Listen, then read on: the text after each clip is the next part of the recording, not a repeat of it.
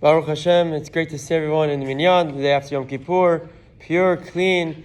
It's nice seeing everyone with a hoarse voice. It means that they're really praying tefillah with a lot of kavanah. And Baruch Hashem, we heard only good reports from all of our Minyanim that really it was a remarkable year. Tefillah with kavanah, a lot of donations, and Hashem should answer all our tefillot.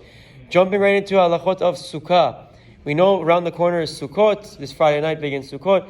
Very briefly, what are you obligated to eat in the Sukkah, and what are you not obligated to eat in the Sukkah? So to start, any meal with bread that you're going to consume a kebetza, around 54 cubic centimeters of bread in that seudah, must be eaten in the Sukkah. So that's the easiest off the bat. If you're eating bread and a substantial amount of it, meaning barely, even less than a substantial amount, a kebetza, a worth amount, then you have an obligation to eat it in the Sukkah. And according to all the opinions, you say the bracha of Lishev Sukkah as well. That is the most simple case. Now what about if you're having cake and other mezonot?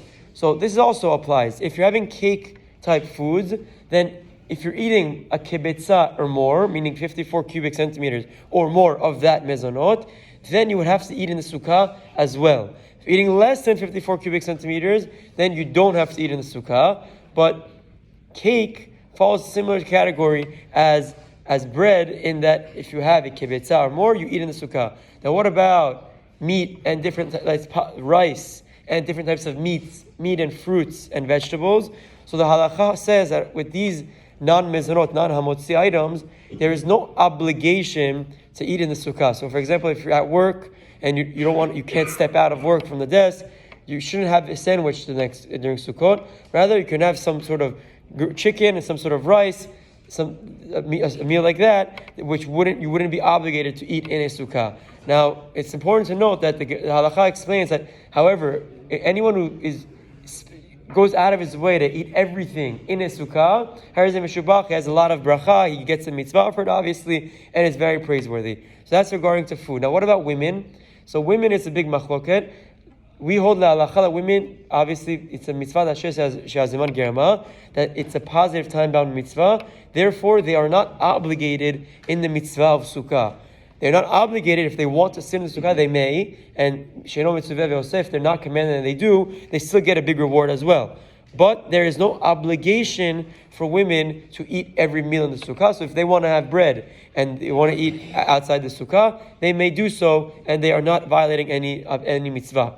Now, what about the bracha of Lishev Sukkah for women? This is also a machloket. There are many Ashkenazi poskim that hold like Rabbeinu Tam that even though they are not obligated in something, they can still make the bracha of Asher Kideshanu b'mitzvah Lishev Sukkah.